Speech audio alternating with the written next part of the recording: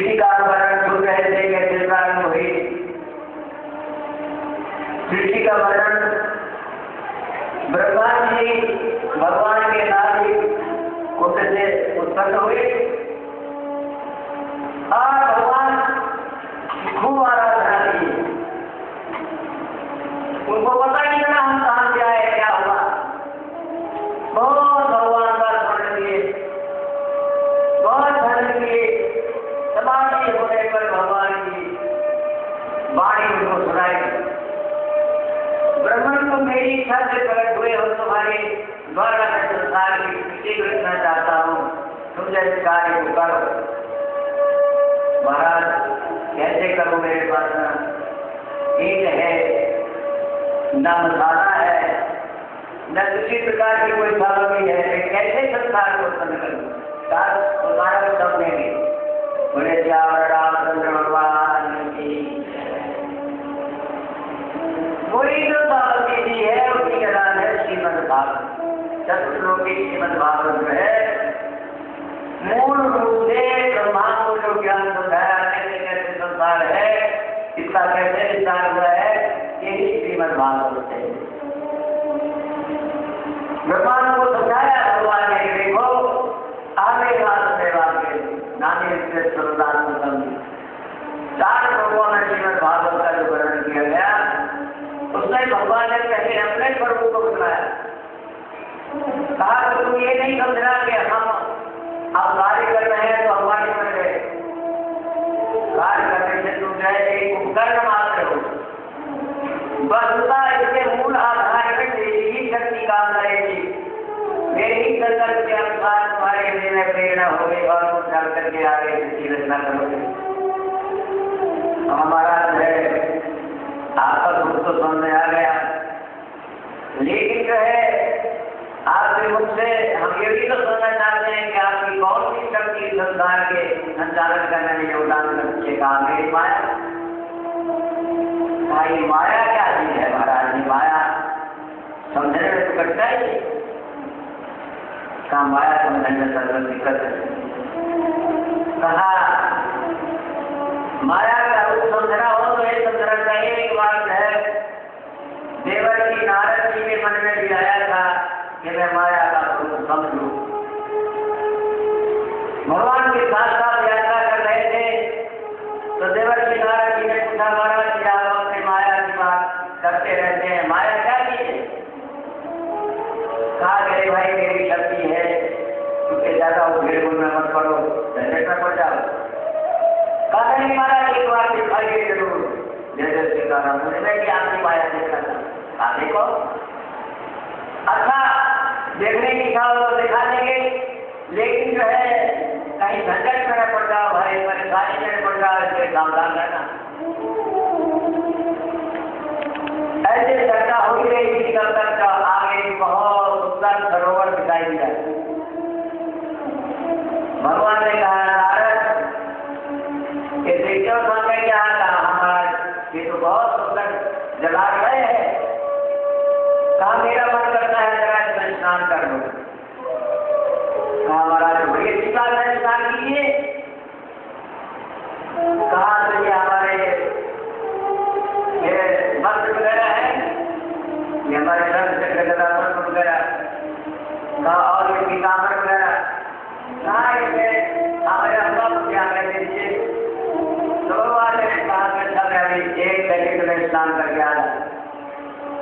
स्नान करने के लिए भगवान ने प्रवेश किया। उसके बाद नारद जी से अपना वस्त्र वगैरह लेके नारद जी का हमारा आज्ञा हो तो हम भी स्नान कर रहे। भगवान ने कहा ये बात है तो भाई तुम निकल लो। कहा तो महाराज ने ये पीताम्बर वगैरह कहा तो इसको हम तुम्हारे तुमने हमारा सवाल हम भी तुम्हारे सवाल। अरे रघुवर धारण करके जब उसने जल में जलाशय में प्रवेश किए तो थोड़ी देर में ये देखते हैं कि उनका रूप तो बदल गया है।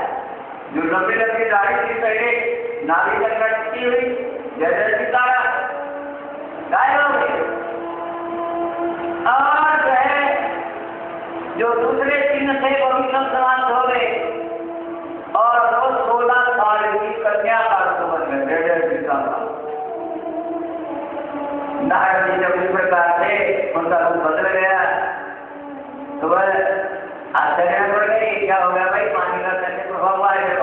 पाने लगे तो भगवान तो अंतर्धान हो गए थे। तो अब क्या करें, नारायण नारायण चिल्लाई दे रहे थे, तब तक जो है उधर एक राजा आ गया शिकार करते हुए। तो उसकी बेटी गई अरे ये तालाब में लड़की डूब रही है, नारायण नारायण चिल्लाने मर गई मालूम। तो वो भी कूदा उसमें और लड़की को पकड़ना चाहा, अरे ढूंढना हम लड़की नहीं हम तो नारद जी हैं। कहा इस लड़की ने मालूम का दिमाग खराब हो गया है, नारद नारद चिल्ला रही है। कहा चलो वो नारद जी को ऐसे पकड़ लिया, बाहर से बाहर गया है। तो क्यों कह रहा है ढूंढेगा हमारे जब नारद जी है। कहा चलो देख लो वहां घर में जाकर के नारद जी हो तो भी महाराज से घर में ले आया और धीरे धीरे उसके संदर्भ से उसका वो बोध जाता रहा कि हम नारद जी हैं, ये बात हो गई। हम सामान्य स्त्री कन्या के समान अपने आप को मानने लगे और तब फिर उससे जैसे संसार में रण है, बच्चे भी पैदा हो गए। अब बच्चे कितने पैदा हुए और बातें उत्पन्न हो गए। बोले रामचंद्र भगवान की। अब 100 बच्चों का जब परिवार हो गया, रानी बन गए, तब उसको बात बात में अपना रानीपन का अभिमान होता। एक एक क्षण में दासियों के ऊपर बिगड़ जाती, ये तुमने काम कर दिया, ये हमारे यहाँ हमारी खाई पड़ी, जिसको किसने की तरफ रखा, यह हमारा कहना ये था वो था। बार बार है अपने में रानी बने का अभिमान तो हो गया। इधर सत्संग जो है उस राजा से दूसरे राजा का युद्ध होने लगे और उस राजा से युद्ध करने के लिए सेना के लोग जाते रहे, सेनापति जाते रहे, लेकिन हारता गया राजा। और अंत तो बदला उसके लड़के जाने लगे, लड़कों में भी बड़ा लड़का जो है हो गया युद्ध करने के लिए। तो वो भी जो है सीधे नहीं लौटा, मरी हुई लाट की आई और उससे आगे से जो है गंधर्व में लगा, रोने लगे सब लोग। और उस समय जो उसकी माँ बनी हुई थी वो रानी, वो भी बहुत रोई, सारी पीठ पड़ करके है बेटा करके। जब बहुत रोई, लेकिन युद्ध तो जारी था। दूसरे दिन दूसरा लड़का गया, तीसरे दिन तीसरा लड़का गया और इसी तरीके से जाते जाते उसके 100 लड़के ही जय जय सीता। उसके बाद राजा ने कहा कि जब लड़के चल गए और मैं थोड़ा शास्त्र से बैठूंगा, मैं भी प्रयास करूंगा। राजा गए, उनकी लाट साहब को वापस आई और इस प्रकार से रानी ने सोचा तो मेरा कुछ भी नहीं रहा, लड़के भी नहीं रहे और पतिदेव भी गए। चलो अब उधर पतिदेव की पिता से लग करके मैं भी समाप्त हो जाऊं। वहीं उसने जो है राजा के पिता ने जल्दी पिता ने अपने आप ही छलांग लगा दी। लेकिन जब छलांग लगाई तो बाहर से आवाज आए भगवान से, और वो पिता ने उसको तालाब मार पड़ने लगा। कितनी देर हो गई काम करते करते तो बाहर नहीं आते हो क्या? अब देखा कि हमारी तो होगी गाड़ी को दिखलाई को काटवाते। अरे कहने तुम्हारे को भी ये सब उठाए हुए हैं। नारद जी करके चरणों पर भी पड़े, क्षमा मांगे महाराज, क्षमा कीजिए क्या बात है? हमारा बड़ी गड़बड़ी हो गई।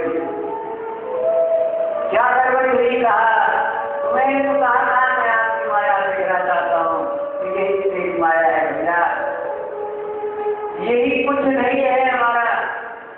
तुम्हारा नाम जो है वो राजा था, न बालक थे, न तुम्हारा ये ठाटवाड़ था, ये सब तुम्हारी कल्पना मान रही है। ये कल्पना मात्र एक विशेष कारण जो हो जाती है उसका नाम है माया।